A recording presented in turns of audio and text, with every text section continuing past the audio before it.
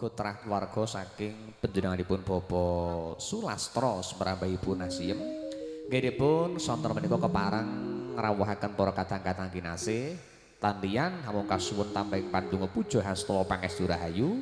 Mugi estu kawimbuhan pandonga saking sedaya para kadang-kadang putra keluarga lan ugi kadang mitra pitepangan saged mahanani kebak ing kaberkahan ingkang tinampi dhateng putra pinanganten sarimbit panjenenganipun Gondo Ayu Sofiatun Hasanah lan ugi Mas Bagus Maksum. Mugi-mugi kenjang-kenjang nggih keparang badhe hangadani tumapaing upacara wisudan agung dhaup suci saged kababar kanthi lulus araharja mangya yuwana niskala. Barakallah, barakallah, amin amin ya rabbal alamin. Kalau dihar menika sinar kata-kata saking Sang Bima keparang derek sowan menika keparang ngaturaken gending-gending Jawi jugaken dateng kadang yang keparang marak sowan. Semoga Mbak Devi, Mbak Eva mengke bilih paripurna rerepen pun aturaken Slindra Padet Songo tinampi kanthi gendingipun kesanipun saged nyawiji nggih dipun kepareng kadang-kadang derek sowan.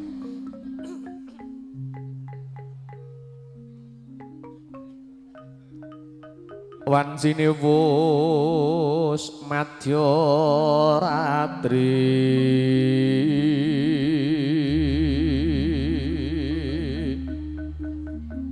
oke riyen tetep nek urung go rebabe tetep kurang gayeng nggih kusik ngenteni sing rebab sik wong tetep wong ngese wong proro ki lah ya ana rebabe ben kaya tanggapan wayang tenan sik iki ngenteni Dik Bayu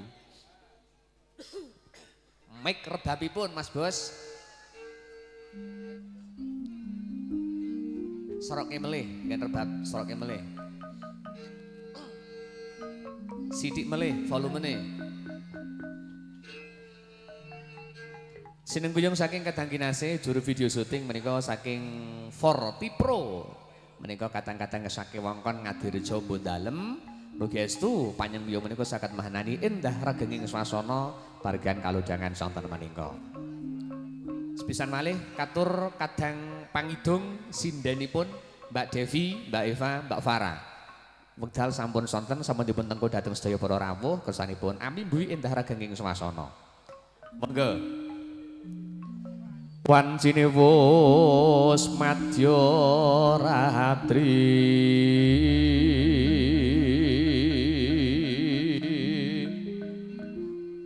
Yuang Candra Purnama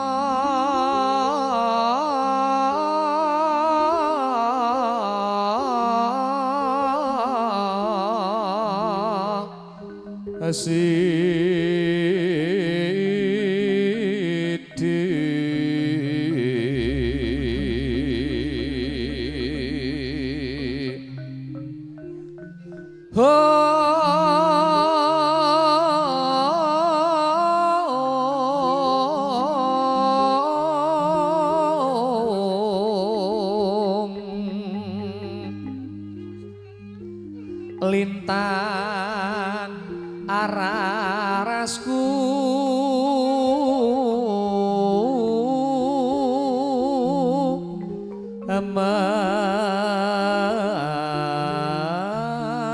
menyar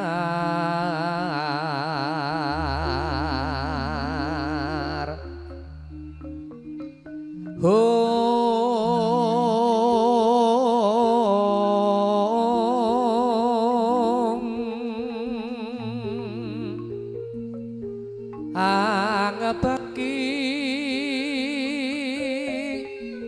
ngantang reksa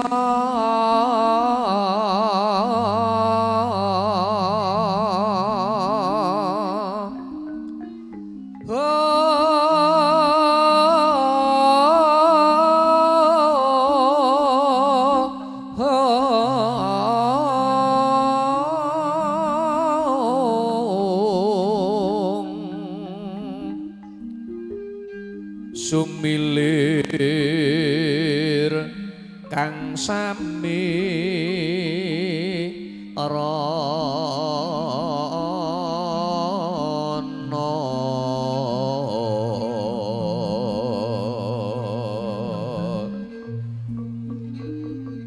barengan si kombang iku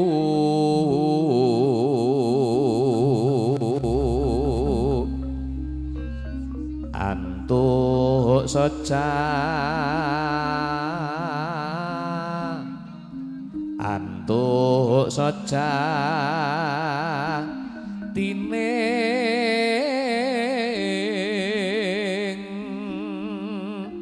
ematu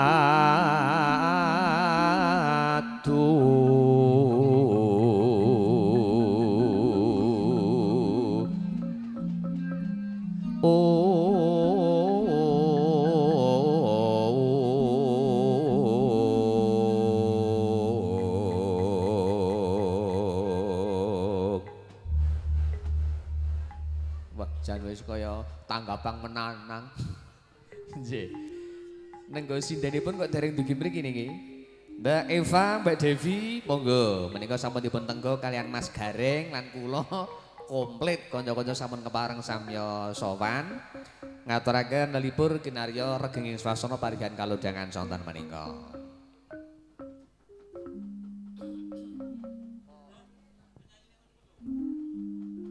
Katemben ugi wonten panyuwun tembang menika saking Mbak Sofiatun Hasanah ingkang pun kersakaken setunggal hadirmu bagai mimpi ingkang kalih jambu alas ingkang ketiga gugur gunung lan mugi mangke panyuwun menika saged pun aturaken setunggal mboko setunggal lan mangke tembang ing dereng sabgut pun pinangkani bilih mangke pun budidaya sinareng kanca-kanca saking kadang-kadang Sang Bima derek jangkepi tembang-tembang ingkang pun karsakaken makaten. Napa Mas Gareng? Sowan rumiyin monggo Mas Gareng.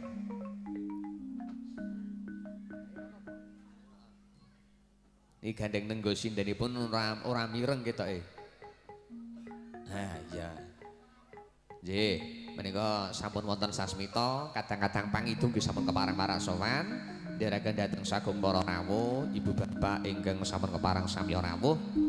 Nedya paring panjurung dedonga pangestu kahayu kagem risang pinanganten beneripun Gondo Ayu Sofiatun Hasanah lan Mas Bagus Maksum. Mugi sedaya kababar kanthi indah rancak wilujeng sambudayanipun. Semoga Mas Nur tasih larasipun slendro sanga pun aturaken menika lumampah wonten swasana kang indah bebasanipun pariwisata.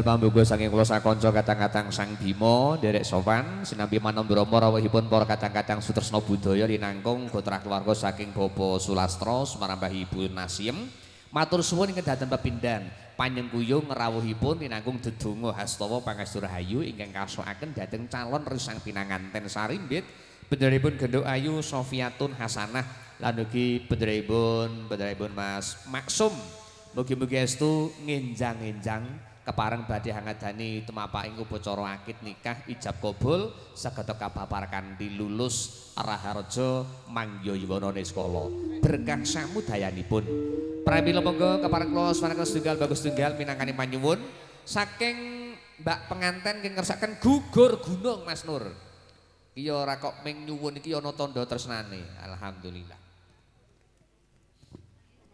Wah, 5 yuta biru muga-muga manggih rahayu. Abang muga-muga dadi bangga ya to. Seragam yagane abang cocok karo nyong. Monggo. Gugur gunung sinareng Mbak. Oh, bareng-bareng nggo ngadeg barengan Mas Gareng bareng ya komplit. Copot jakete reng. Ha iya kok njuk kepiye? Padake ning wewengkon ngendi wae to ya.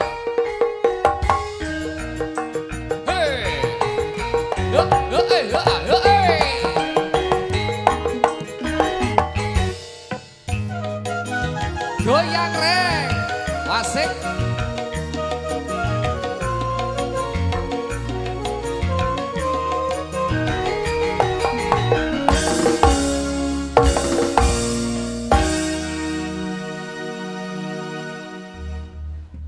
monggo tembang menika mligi kabinggis kagem Mbak penganten putripun Genduk Ayu Sofiatun Hasanah menika najanto jiwa muda kadang menika remen kalian budaya Jawa menika pratandanipun ingkang pun kersakaken boten tembang dandut namung tembang Jawi gugur gunung dandutipun ingkang pun kersakaken menika wonten hadirmu bagai mimpi waduh jan yo dandut yo seneng Jawa yo seneng diaturke setunggal monggo setunggal monggo.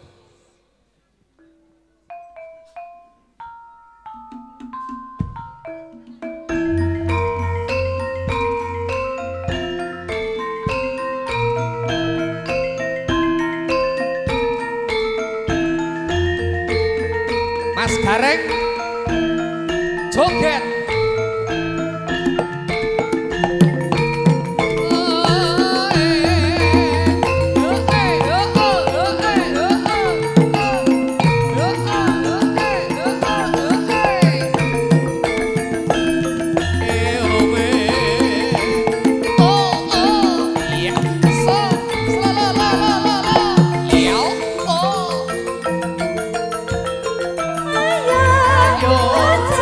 Ayo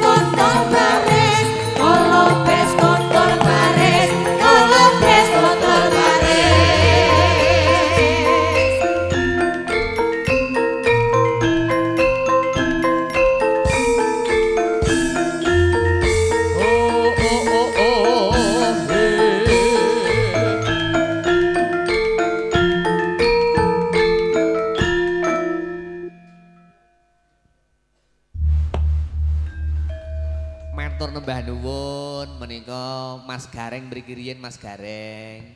Wah, alhamdulillah niki tembang kang nembe pun aturaken nika wonten gugur gunung. Gugur gunung. Nika seset ingkang ketiga nggih Mas. Nggih, ngaten. Ngapian terus sowan malih. Injih. Gugur gunung menika ingkang pun tersaken saking Mbak Sofiatun Hasanah nggambarake pranyata gumolonging sedya manunggaling keluarga nyawiji padha sengkut gumregut pindhane kaya gugur gunung ki mau. Nyatane pahargan kawis tinggal rancak samudayane para kadang-kadang panawung krida juru ladya trampil trengginas ya to. Iki tamune ya banyu mili Mas luar biasa nggih. Nyatane manci-manjing ibadah maghrib ya wah tasih kebak-blak ngaten menika mujudaken kanugrahan. Anugrah. Iya tenan. Alhamdulillah. Niki Kang dereng dipun pinangkani saged pinangkani sak mangke. Menika pun nurutaken kewala. Krana wong nyuwun dasare lih nyuwun ra kok penggur nyuwun maringi tandha katresnan. Tetep langsung dikeki. Kalau mau Ibaratnya nawala, nawal ini ada matrine, sunat kalau ada matrinya pasti akan segera sampai. Nah, jo, matrine biru. Weh, matrine biru. Oh, ini 50.000. Biru ini gambar apa? Ayo, masih penting warnanya biru. Oh, biru. Nah, biru ki ana tegese. Jelek-jelek ya Kang Nur, birune ana pira?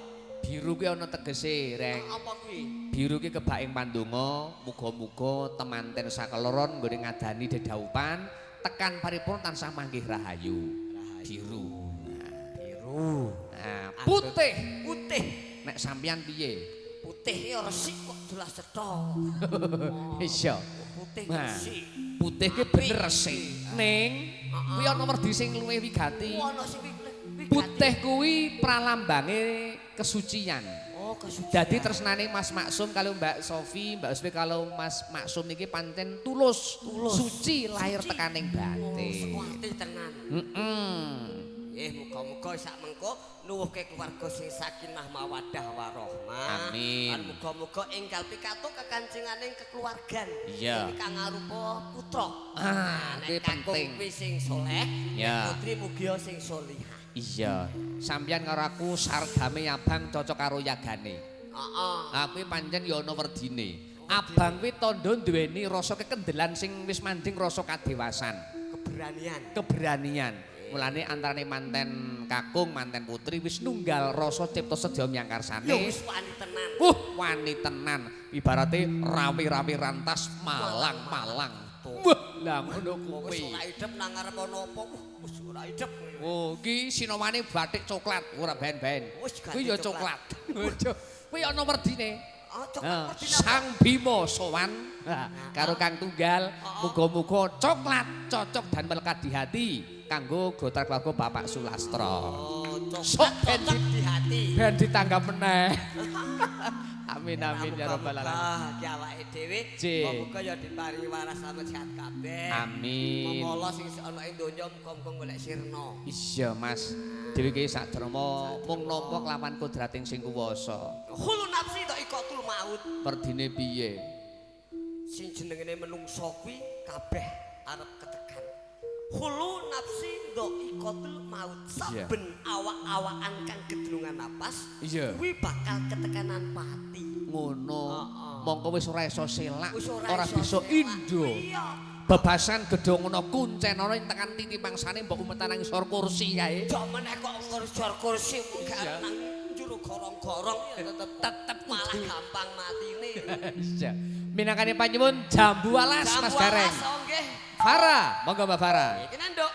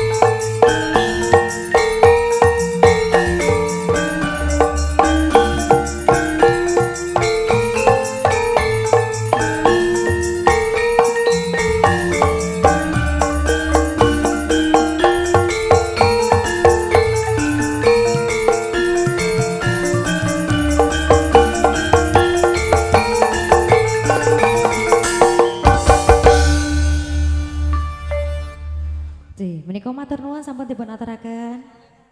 Orang. Oh, durung. Nyanyi lu mangsamu. Wanu isong dawa teman. Iki ra gak sepot. Gek spot.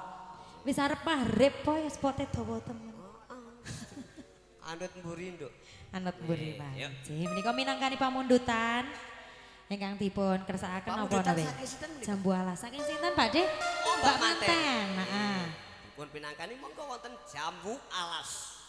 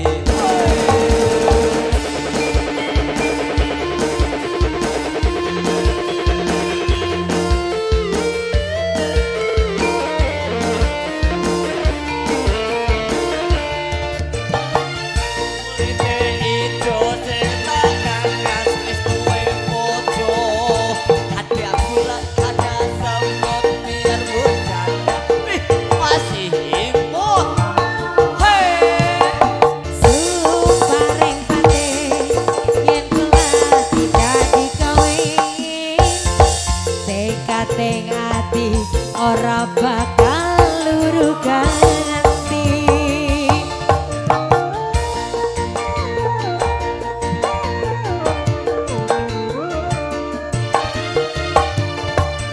Sumpah wis janji arep sehidup semati, seneng lan sedih bareng-bareng dilakoni.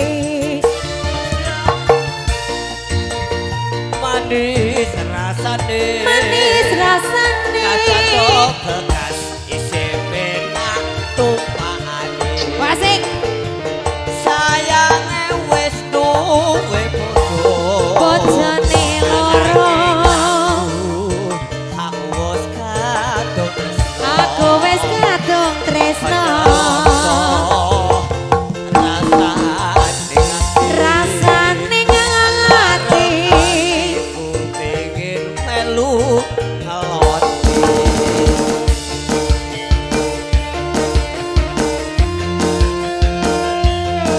Sang Bimo.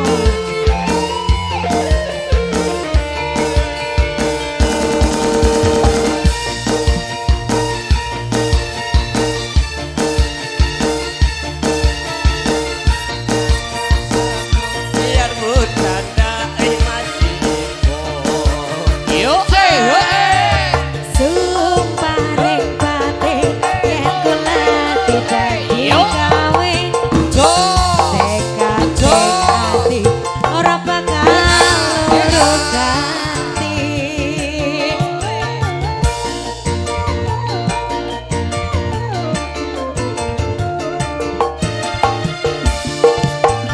Sumpah wis janji arep sehidup semati, seneng lan sedih bareng-bareng dilakoni. Asik-asik. Manis rasane, tak anteni randane. sayange wis duwe bojo, Wis bojo pengen, aku wis kadung tresno. aku wis kadung tresno.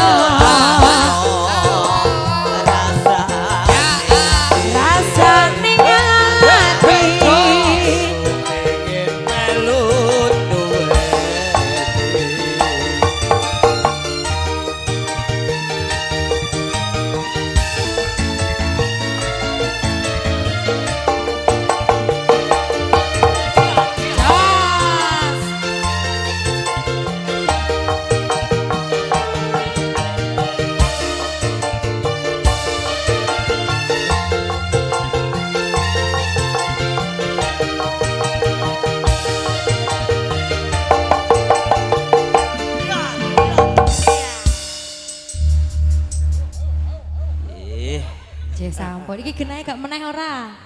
Genahe gak meneh ora? Mbak Manten sampun nggih nggih. Mbak Manten jam 12-nya sudah. Satu lagi apa? Oh, Nggih, 3. apa lagunya?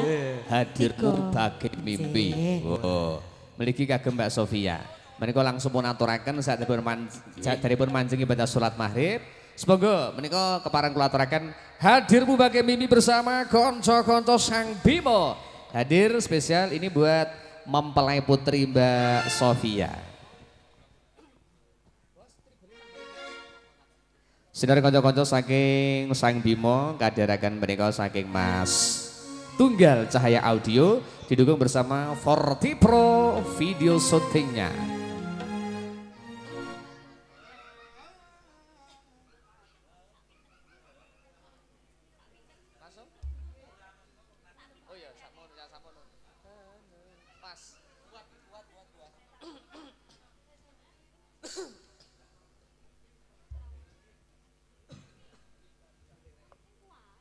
Spesial dibingkis buat calon mempelai putri Mbak Sofia Tun Hasanah. Semoga tetap berkenan.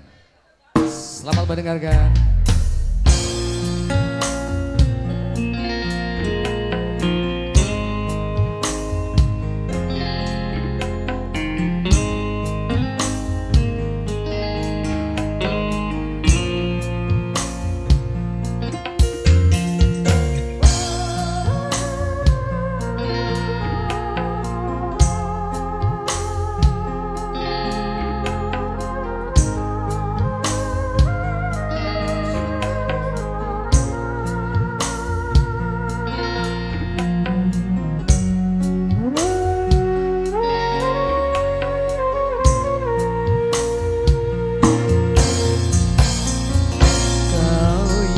Pertama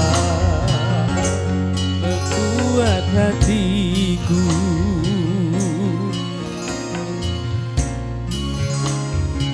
kan indahnya jatuh cinta.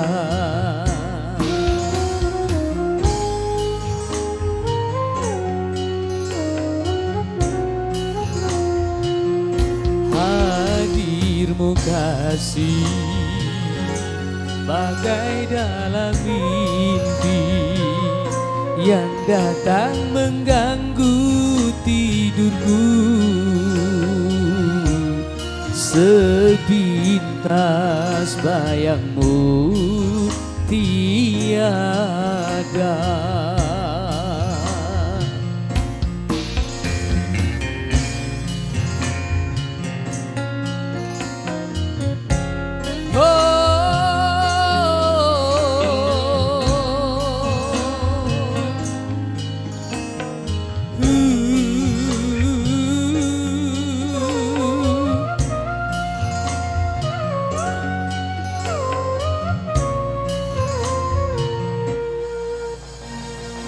Hari demi hari yang kita lalui, selalu ku ingat dan selalu terbayang selama-lamanya.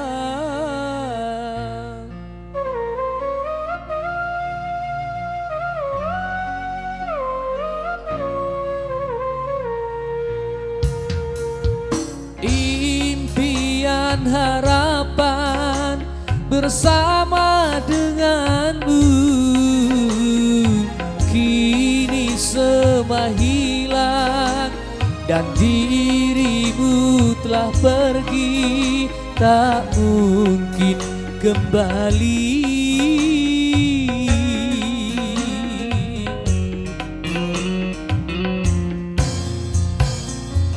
Hadirmu kasih bagai dalam mimpi yang datang mengganggu tidurku. Sepintas bayangmu tiada.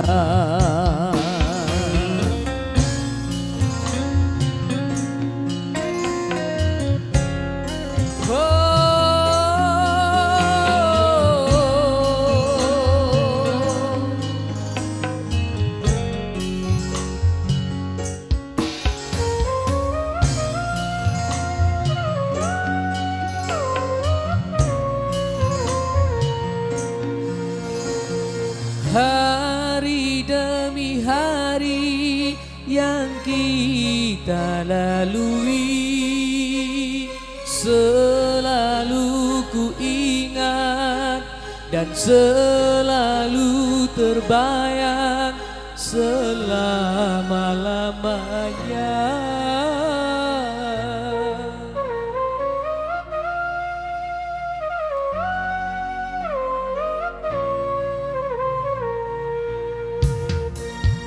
Impian harapan bersama denganmu kini semua hilang dan dirimu telah pergi tak mungkin kembali.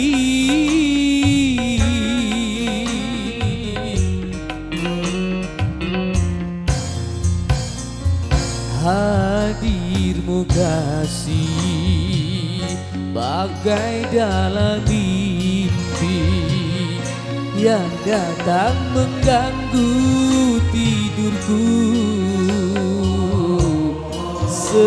Sepintas bayangmu tiada.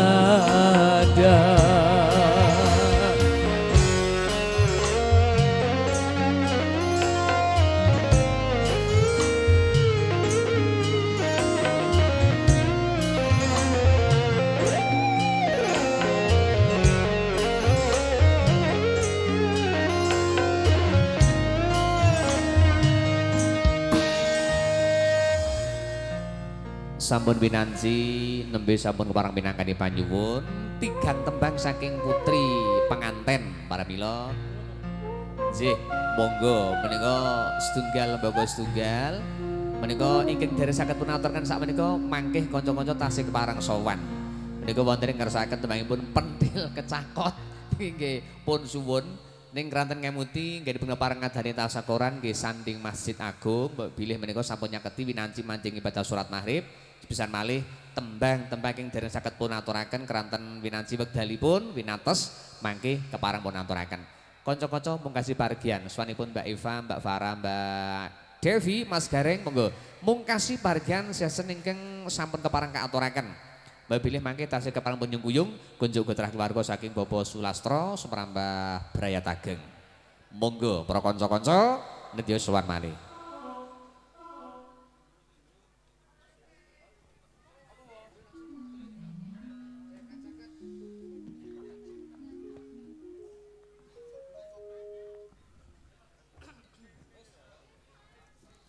Sepisan malih katur kota keluarga monggo.